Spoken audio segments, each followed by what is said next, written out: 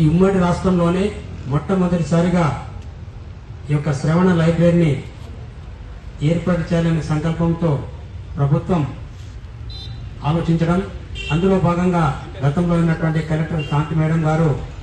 మరి మాతో సంప్రదించడం, అప్పుడు వెంటనే ఈ యొక్క బిల్డింగ్ కొరకు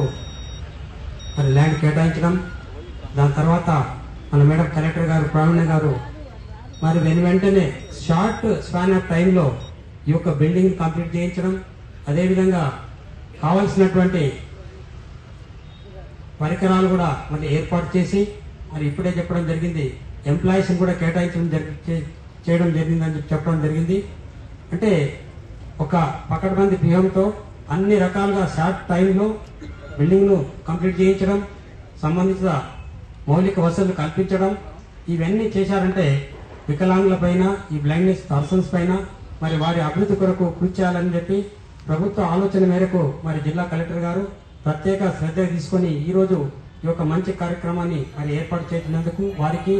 జిల్లా అధికారి గారికి మరి ప్రత్యేక ధన్యవాదాలు తెలియజేస్తూ, రాబోయే రోజుల్లో ఈ యొక్క లైబ్రరీని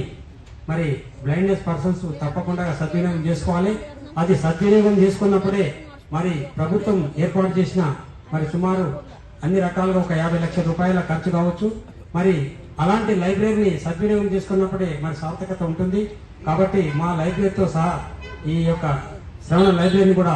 మీరందరూ తప్పకుండా సద్వినియోగం చేసుకోవాలని, దానికి సంబంధించినటువంటి ఇంకేమైనా సమస్యలు ఉన్నా ఏదన్నా మరి లైబ్రరీ చైర్మన్ మేము ఎక్కడ ఉంటాం, మా సెక్రటరీ గారు ఉంటారు, మరి అన్ని విధాల సహాయ సహకారాలు తప్పకుండా మా ఉంటాయి. కాబట్టి మీరు సద్వినియోగం చేసుకొని ఒక మన జిల్లాకే, ఎందుకంటే